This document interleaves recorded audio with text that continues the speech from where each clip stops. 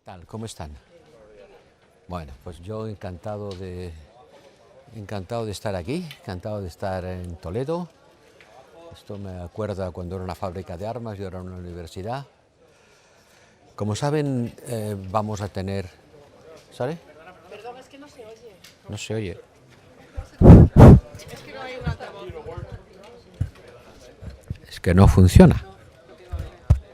Vaya hombre, no funciona. Sí, está correcto, está ok. ¿Sí? ¿Está funcionando? Bueno. Le estaba diciendo que estoy, como pueden imaginar, muy contento de estar aquí en España, en Toledo, en esto que era una fábrica de armas y ahora una universidad, para celebrar el primer Consejo Informal de Defensa hoy y de Asuntos Exteriores mañana. Como saben, son consejos informales, eso quiere decir que son discusiones en profundidad sobre algunos temas, pero no se toman decisiones. Las decisiones se toman más tarde en los consejos formales, pero estos son muy importantes porque aquí es donde se crea la opinión de los ministros, donde se intercambian puntos de vista, se analiza en profundidad las cuestiones. ¿Qué cuestiones? Pues evidentemente, primero, la guerra en Ucrania, contra Ucrania, y estoy seguro de que todos los ministros van a insistir en la necesidad de continuar el apoyo a Ucrania, como venimos haciendo por todos los medios. Vamos a ver de qué manera trabajar también en las garantías de seguridad que se pueden dar a Ucrania en el largo plazo, no solamente ahora en la guerra, cómo garantizar un apoyo financiero sostenible, es decir, con qué recursos financieros se va a hacer esta ayuda. El siguiente gran tema, como pueden imaginar, la situación en el Sahel, en particular en Níger, donde los ministros van a ver de qué manera podemos seguir apoyando, como hemos dicho desde el principio, a la comunidad de países del África Occidental. La idea clara es que soluciones africanas para problemas africanos, pero nuestro apoyo a lo que la comunidad decida. Es evidente que la situación en el África subsahariana no está precisamente mejorando. Llegan noticias de otro posible golpe de Estado en Gabón. Yo voy a poner sobre la mesa la conveniencia de adoptar un marco jurídico para establecer sanciones contra los golpistas en Níger. Los ministros lo van a discutir. Y básicamente son los temas que vamos a tratar. Como pueden ver, es Ucrania y la situación en África subsahariana. En el caso de Níger se va a hablar de un posible apoyo de algún tipo a la CDA o en caso de que hubiera una intervención militar o de cómo va a responder la UE si se produjera esa intervención. Los de en caso de son siempre sobre futuribles. Naturalmente los ministros van a estudiar de qué manera nuestro apoyo a la comunidad de países del África Occidental se puede aplicar en cada momento y situación. Y esto también se va a discutir, pero naturalmente hemos de saber de qué se trata, cómo, cuándo, dónde, de qué manera. No se pueden dar cheques en blanco, pero yo creo que todos los ministros reafirmarán su apoyo a lo que la CDAO plantee, en su caso y en su momento. Hi, Representative. What is your reaction to the events overnight in Gabon, where it appears that a group of military officers say they have seized power? Well, the news are confused. I got the news this morning early. If this is confirmed, it's another military coup, which increased instability in the whole region. I cannot say more because I don't have more information, but certainly is an issue that will be put on the table when we will discuss. How could the EU react if the news are confirmed that there is another military coup? Let's see. I cannot tell you. You know, the best thing to do is that I debrief you after the meeting and I explain how the meeting went, because it's difficult for me to anticipate what the ministers will say. But do you think that the Can you European explain Union us needs the idea of a new creation of a new fund for Ukraine? We are going to study the ways of ensuring stability and sustainability for the financial support to Ukraine. It has to continue. has to continue now, it has to continue after the war, whatever happens. It has to continue for the reconstruction and to give security guarantees to Ukraine. This is a deep discussion. Let's see what the minister says. Do you think that the European Union coming back to the Sahel region in Africa, that we need a new strategy there urgently? Look, the whole area, starting with Central African Republic, then Mali, then Burkina Faso, now Niger, maybe Gabon, it's in a very difficult situation. And certainly the ministers, today defense ministers and tomorrow foreign affairs ministers, have to have a deep thought on what is going on there and how we can improve our policy with respect to these countries. This is a big issue for Europe. Is there a new mission on the cards? Let's see, I cannot tell you in advance what is going to happen. Thank you. Question again to the concerning your new financial envelope. Who will actually benefit here?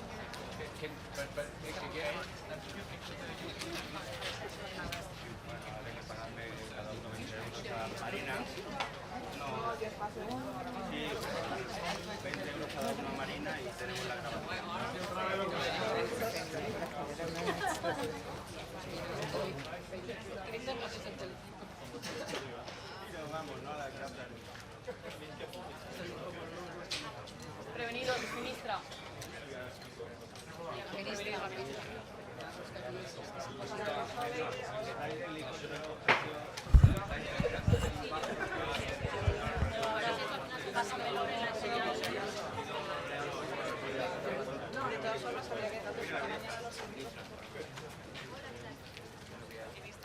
¿Qué tal? Buenos días. ¿Cuánto tiempo sin vernos, no? Mira, le pongas aquí. Bueno, buenos días a todos. Bienvenidos aquí a este edificio de la Universidad de Castilla-La Mancha para la celebración de esta reunión informal de ministros de Defensa en el ámbito de la presidencia europea. Creo que Toledo es una ciudad maravillosa, una ciudad que está muy vinculada con la historia, pero que además en el momento actual está particularmente unido a Ucrania, porque aquí en la Academia de Infantería se está realizando una labor muy importante dentro del ámbito de la misión EUMAM de formación de combatientes y de soldados ucranianos. Por tanto, el compromiso de España con Ucrania es total y absoluto, y aquí en Toledo se ve estupendamente ese compromiso. Hay un vínculo de los combatientes ucranianos que están aquí en Toledo, que se forman aquí, con la ciudadanía que les ha acogido con los brazos abiertos. Nosotros entendemos que esta reunión de ministros de Defensa es muy importante por la situación que sigue habiendo en Ucrania después de ya tanto tiempo de guerra, de esa guerra cruel. Una vez más reafirmaremos nuestro apoyo total y absoluto a Ucrania. Vamos a valorar también la situación en el Sahel como consecuencia del golpe de Estado en Níger. Saben que España tenemos un contingente en Mali, que es el contingente más importante en este momento dentro del ámbito de la EUTM en Mali, además de otras misiones que también tenemos en África. Como siempre decimos, el compromiso de España con la seguridad, con la paz es total, y yo quiero rendir un homenaje a los militares españoles que en este momento están en misiones en el extranjero. Espero que esta reunión sea una reunión que ponga de relieve claramente ese compromiso que, como decía, la Unión Europea tiene con Ucrania ante estas masacres que está realizando el gobierno de Putin. Como también tuve oportunidad de decir ayer, todo nuestro apoyo y nuestra solidaridad con alto representante Borrell, las descalificaciones, las críticas y las amenazas que por parte del entorno de Putin se están vertiendo contra Borrell, que es nuestro alto representante, son amenazas, insultos a toda la comunidad de la Unión Europea. Así que nuestro apoyo, y que tengan muy claro la firmeza de la Unión Europea y por tanto de España en seguir apoyando a Ucrania y los valores que Ucrania representa. Y agradecer a la ciudad de Toledo pues que nos han recibido con los brazos abiertos. Ayer tuvimos la oportunidad de hacer un paseo por la ciudad y seguimos con preocupación los acontecimientos que están pasando en el mundo en este momento. Parece que ha habido un golpe de Estado en Gabón. También nuestra solidaridad con las Fuerzas Armadas francesas, que han tenido ayer unas bajas en Irak. Yo he hablado esta mañana con el contingente español que está en Irak. Está todo bien, con absoluta normalidad y realizando su trabajo. Y es lo que puedo decirles. ¿Cómo ha ido la reunión que ha tenido esta mañana? Bueno, esta mañana hemos tenido una reunión con el secretario adjunto de Naciones Unidas, Jean-Pierre Lacroix. Hemos tratado dos temas fundamentales, el tema de Líbano, de la misión de UNIFIL, donde saben que el jefe de la misión en este momento es español y además tenemos un contingente numeroso. A lo largo del día de hoy se va a votar también en Naciones Unidas la continuación del mandato de UNIFIL. Hemos puesto de relieve la preocupación que tenemos porque es una misión muy complicada, una misión muy difícil por la situación interna que hay en Israel en este momento, también la presión de Hezbollah.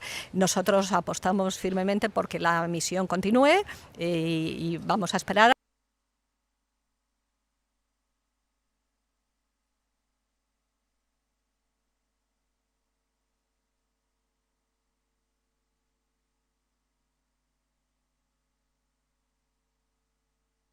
Y algo que es muy importante, están ayudando a enseñar el español, que se está incrementando precisamente pues, con el convenio con el Instituto de Cervantes. Y con el secretario general adjunto hemos hablado también, lógicamente, de la situación en África. Nos preocupa, estamos un poco pendientes también de ver cuál es la evolución en estos países donde ha habido un golpe de Estado, también valorar, estamos a la espera de la evolución de lo que pueda pasar con el grupo Wagner después del descabezamiento como consecuencia de la muerte de Prigozhin y bueno, el mundo está viviendo un momento difícil, un momento conflictivo y lo que queremos poner más en valor en estas reuniones, como siempre, es la unidad de la Unión Europea en defensa de las grandes causas, en este caso pues de Ucrania. En clave nacional, yo le quería preguntar por esa reunión de hoy de Feijóo con Pedro Sánchez en el Congreso, ¿qué espera de esa reunión? Y también sobre la decisión del TAD, no sé si cree que finalmente el TAD dará la razón al gobierno al CSD. Mire, en cuanto a la primera reunión, pues cuando el presidente del gobierno termine, ellos ya explicarán en la forma que consideren oportuna el contenido de la reunión. Y en cuanto a la segunda cuestión, yo creo que por responsabilidad hay que dejar siempre que los organismos, tanto administrativos en este caso como en su caso los judiciales, puedan actuar sin ningún tipo de presiones. Por tanto, dejemos que los tribunales administrativos o los órganos jurisdiccionales se tomen su tiempo, con calma y con reflexión, tomen las decisiones oportunas. Y mientras tanto, no nos olvidemos de poner en valor lo que es el fútbol femenino y que ha sido campeones del Mundial. Es importante dejar trabajar a los órganos administrativos y sentirnos orgullosos de nuestros deportistas y en este caso también del fútbol femenino, que han conseguido un campeonato del mundo. Y yo creo que se ha hablado poco de ello y deberíamos hablar mucho más de esa situación. Volviendo al Sahel, ¿España sigue insistiendo en la necesidad de permanecer en esa misión en Mali? Nosotros entendemos que la Unión Europea no puede quedar al margen del Sahel y la posición de España, tanto en Unión Europea como en OTAN, ha sido muy claro. Tiene que haber siempre una aproximación 360 grados y el flanco sur nos preocupa enormemente. En todo caso, la misión en Mali es una misión de la Unión Europea, es la Unión Europea la que debe decidir. España está firmemente comprometida con esa misión, pero en todo caso la decisión final es una decisión que tiene que tomar la Unión Europea. No creo que hoy tomemos una decisión final, pero sí que haremos una valoración de la situación en el Sahel. Gracias.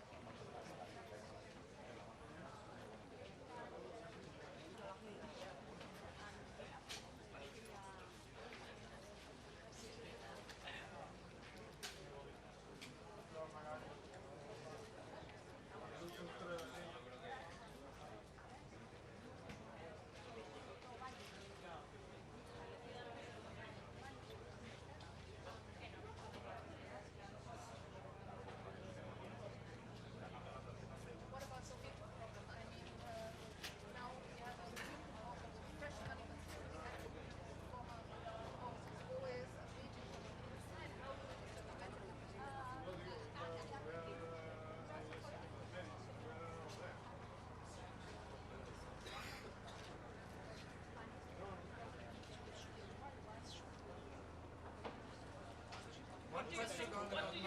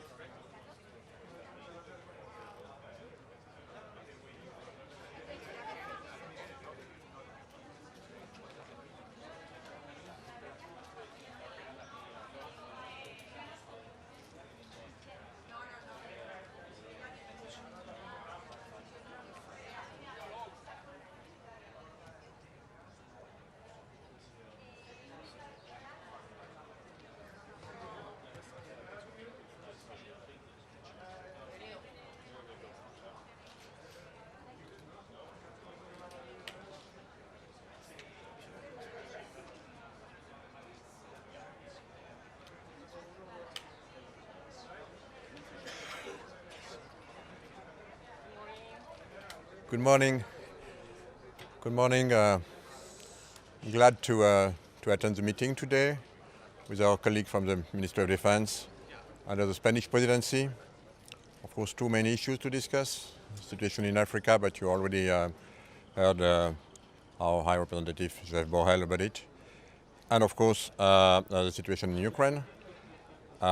Regarding the discussion I will handle, it will be mainly about our capacity to continue to support on the long term Ukraine in its need, and especially for ammunition. I just wanted to remind to all of you that for the first time in the history of our institution, we have been able to put in place very quickly an act, so-called ASAP, in order to be able to produce more ammunition for Ukraine. We committed to deliver 1 million ammunitions in 1 year, and also at the same time to enhance our industrial capacity to produce more ammunition. Our goal is to be able to produce more than 1 million of these ammunitions on a yearly basis, and this is where we will use this new act, which has been adopted by our co-legislators in only 2 months, to select the right project in Europe to deliver, to bring them, to help them to support more capacity, of course, in any kind of components, powder, shells, and everything. We are now in the process to finalize all the proposals that we received from member states. We will do this very quickly. And regarding the first outcome that I received, I'm very confident that we will be able to enhance drastically our industrial capacity, defense capacity in Europe, to be able to produce what we committed for Ukraine. What will change with this new where we stand with regards to this promised 1 million of artillery? We are now in the process to do it. we are confident that we will do it. But I just remind you that there are two commitments. One, to deliver the munitions that Ukraine needs now, and at the same time to increase our capacity in Europe, because we mentioned this many times, we organize ourselves at the EU level to support Ukraine as long as it will be needed. How can the new act make this possible? What will change? I mean, this act, of course, through this act, we will select projects and will be able to support financially these projects. Ammunition, shells, powder, everything which is needed, including for missiles. Commissioner, do you not fear that given the slow progress of the Ukrainian counter-offensive that you may need to even raise these targets, that even the million that you're promising to deliver immediately and the further million per year, that might not be enough given how much ammunition Ukraine is having to use even just to make incremental progress? As you know, we are in a constant discussion with our Ukraine friends and the Ukrainian authorities, and so far this is the request that we received. We are committed to deliver it, but again, for us what is important is to deliver now and to organize ourselves for the long term, and I'm confident that we will do it. Thank you very much.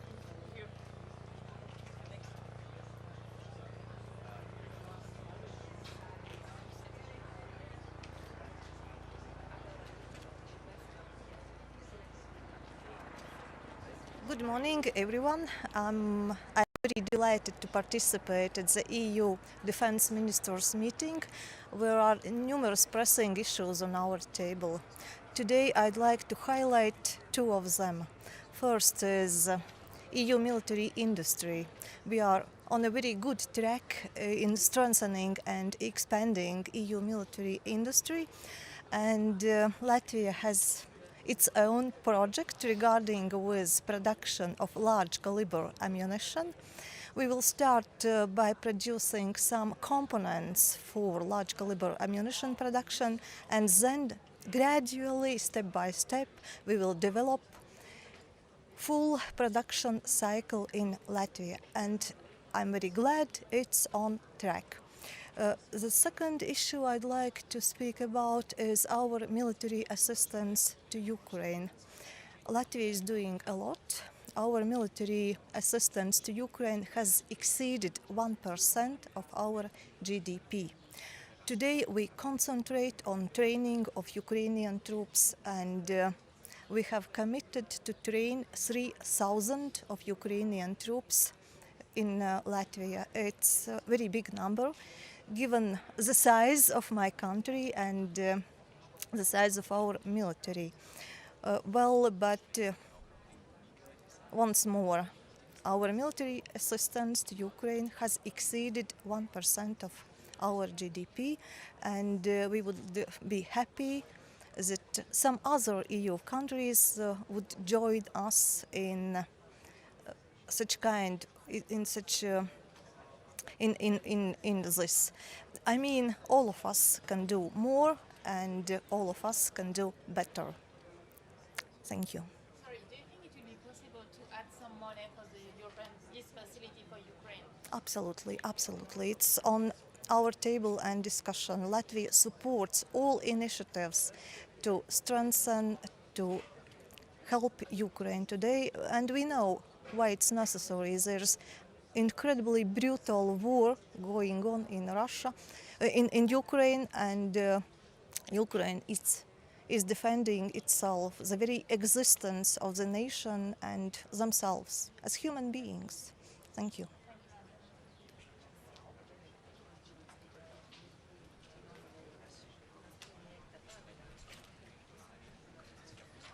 Gracias.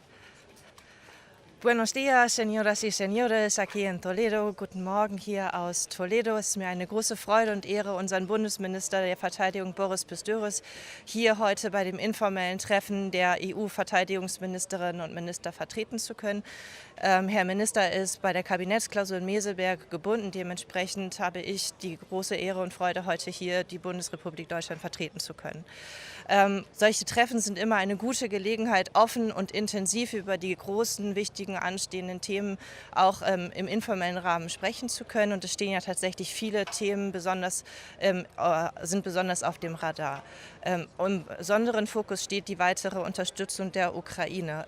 Seit 1,5 Jahren wird das Land von einem grausamen Krieg überzogen und es ist jetzt an uns, auch unsere Unterstützung auf nachhaltige Füße zu stellen. Wir als Deutschland wollen das tun. Wir tun das beispielsweise, indem wir mehrere tausend Soldaten der Ukraine in Deutschland ausbilden. Bis zum Jahresende wollen wir 10.000 Soldaten ausgebildet haben, um so auch die Durchhaltefähigkeit der Ukraine ganz nachhaltig zu unterstützen und zu stärken. Gleichermaßen im Fokus steht natürlich immer die Frage der Munition. Munition ist ein kritischer Faktor.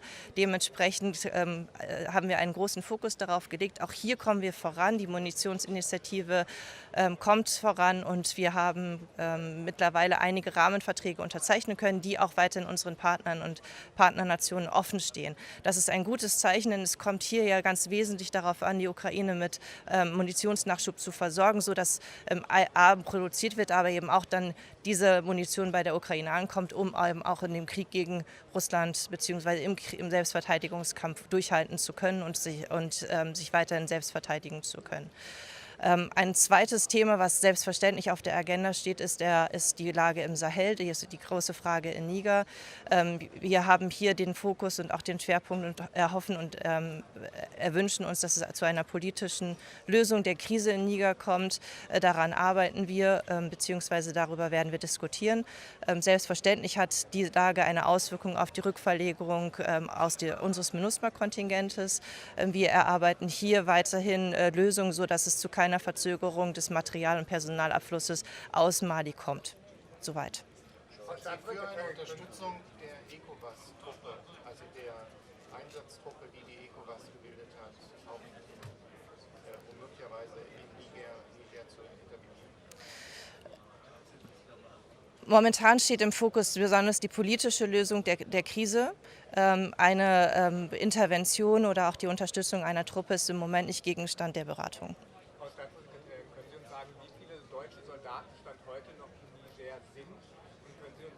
Wie das BMVG die Planung für Sanktionen gegen die Militärjunta in Niger sieht. Sehen Sie das als Gefahr auch für die deutschen Soldaten dar, dass die eventuell schneller abgezogen werden müssen, als Sie das eigentlich wollen?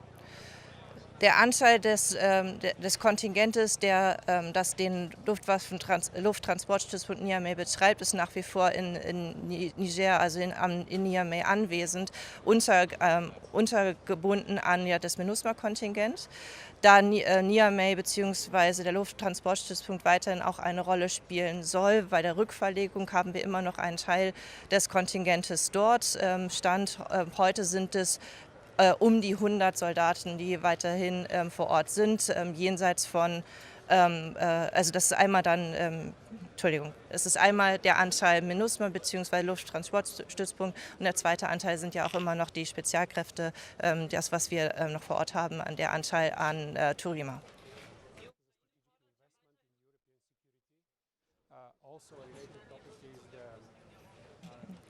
Wir befinden uns nach wie vor in Beratung. Es gibt bisher keine Veränderung der Position der Bundesregierung. Herr Preis.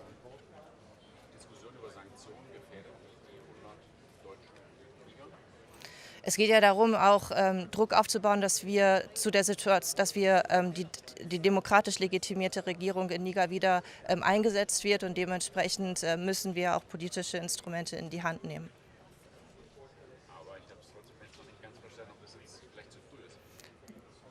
Für uns steht im Vordergrund selbstverständlich immer auch die Situation unserer Soldatinnen und Soldaten. Das bringen wir überall mit den politischen Instrumenten, die wir dann auch gemeinsam beschließen.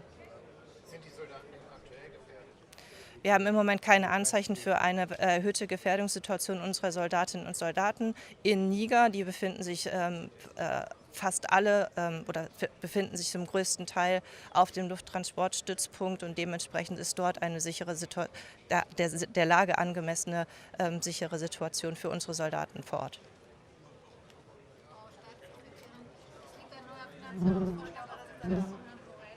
Was für Projekte könnte sich die Bundesregierung vorstellen, damit zu finanzieren?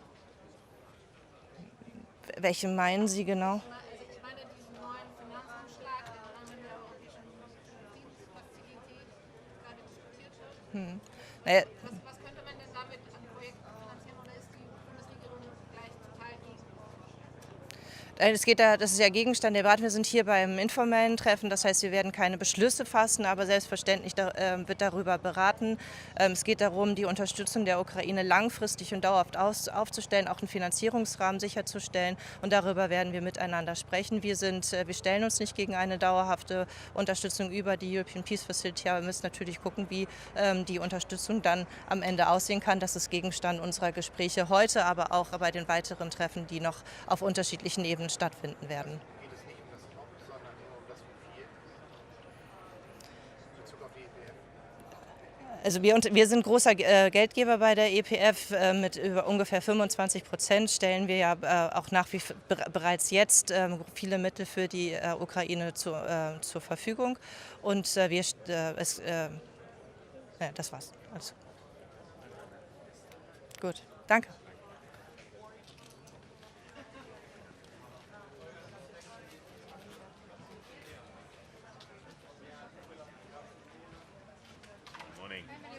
Good morning. Good morning. I'm doing fine, and it's good to be here in Spain. But I have to say that looking at the weather, it's good. But looking at what we have to discuss, we have very serious topics to discuss. First, of course, Ukraine. So Ukraine is. It seems that they are doing fine, but still, it's a lot to do. So we initiated the program of 1 million rounds for Ukraine, and we have to continue with that. So we are not yet there. So we have delivered less. We have to do more, and then we have to ask actually from ourselves that can we do more? And my answer here is clearly that yes, we can. Yes, we can do more, and then we have a couple of options for that. First, definitely we have to dig into our stockpiles. Secondly, definitely we have to look how much we can refurbish the old rounds. And thirdly, if that's also not enough, then we need to look onto the option to buy from the third countries. So anyway, the goal is still the same, so to deliver in 1 year 1 million rounds to Ukraine. But also the other options to help Ukraine. So this is very, very important to have the feedback from Ukrainians and to see what we can do more. Secondly, definitely what is going on in Sahel at the moment. So we are very worried in these developments, what we see in Sahel. I truly hope that we can have also some better understanding from the French colleagues, what they are saying, how they see the situation. But nevertheless, the European Union has to have the common approach here. So this is very important. So these are the main topics, but definitely we will have more on the table, some details. Yes, please.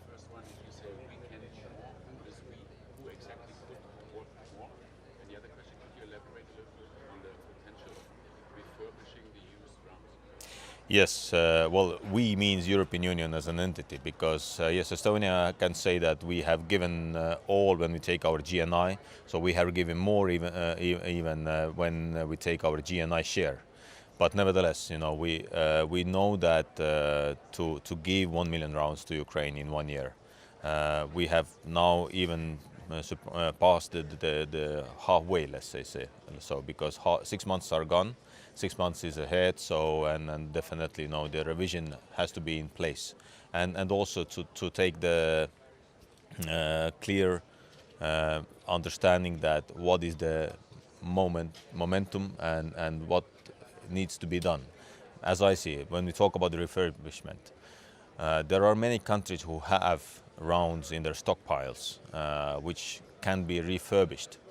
at lower price when we buy the new ones. So definitely, of course, when I've spoken also to the Commission, I know that the industry is also ramping up. So we see that the industry can produce more, but that's not enough. Still not enough. Even when we can achieve by the end of the year or in the beginning of the next year the capacity to produce 1 million rounds in 1 year, it's still not enough. So because many countries will buy for themselves.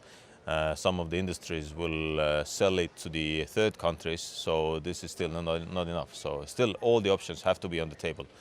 Producing more, refurbishing the old ones, and also, if necessary, to buy from the third countries. So these are the options, and we know that if we are not doing that, then more lives will be lost in Ukraine, unfortunately.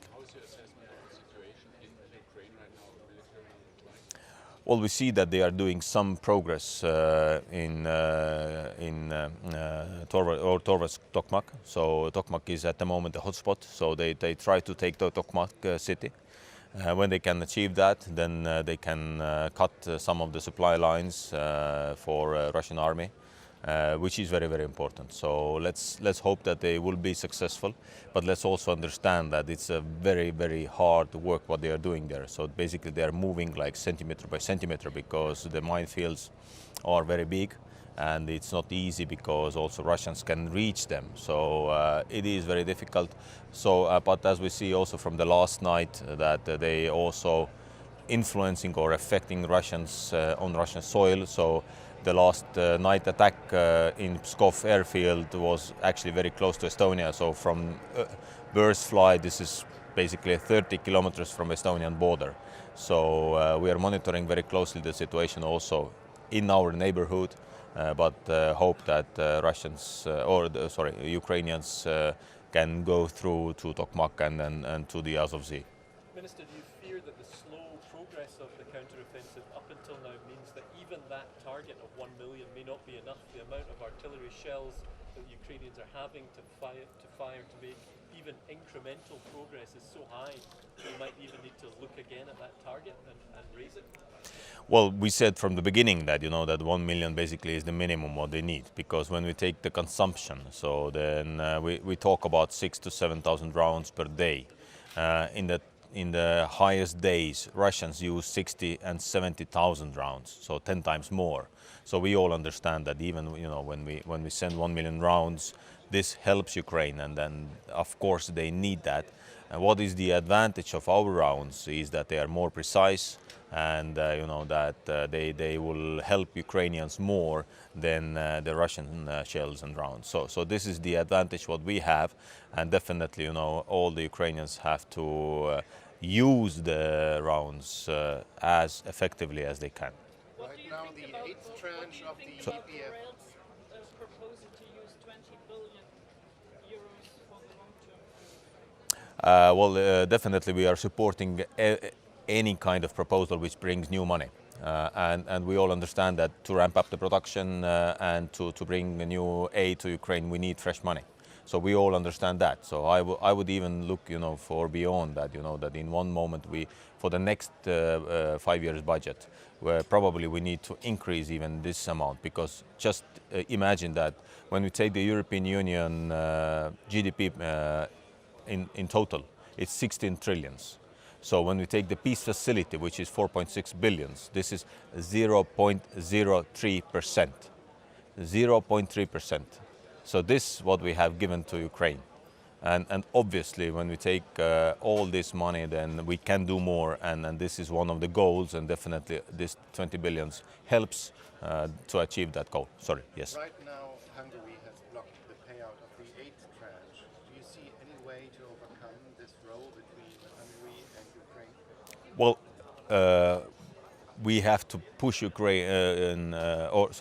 Hungary to explain even more, and also maybe bilaterally to talk with Hungarians, because also Hungary has to understand that this war at the moment defines also the future of European security. So, and this is why it's for all of us, especially on the eastern flank of NATO and European Union, so important to help Ukraine and so important to win this war. It is so crystal clear from your perspective what The motivation of Hungary is the unity of European Union. Oh, okay, sorry. So, to be honest, I don't know that. So, or I might have some understandings, but I don't want to make speculations. I want to talk about these things, what we can change, and definitely one thing what we can change is to influence and to explain to Hungary also that this is the moment of unity, what we need to keep in European Union, in NATO, in order to help Ukraine, because this defines the security architecture for the Europe. Prime Minister Orban is openly saying that Ukraine cannot win the war, that it's almost lost. That's what he's saying in interviews. So is it not? And I'm saying that Ukraine can win, and I believe in that. So I believe in that, and I see that they can do, and no Ukrainian can say that they will not win this war. Every Ukrainian you ask, they will say that we will fight until we take back all our lands. But where's the European unity if you've got a head of government openly giving a different view? Well, we have had different opinions in European Union also earlier, so this is not the news. But nevertheless, at the end of the day, at the European level, we will find a consensus, and I also believe that here we will find a consensus finally. So thank you very much. Thank you. One question concerning numbers. Earlier you said we are 6 months through the one-year target of 1 million rounds. Do you have any recent figures? So how much was produced and delivered? Well, we will have the latest numbers, but as far I know that we are we have commitments for around 226,000, but less is delivered yet. So this is important that we also delivered what we have promised. So, but nevertheless, even when we have 1/4 commitments, then still a lot needs to be done yet. So thank you.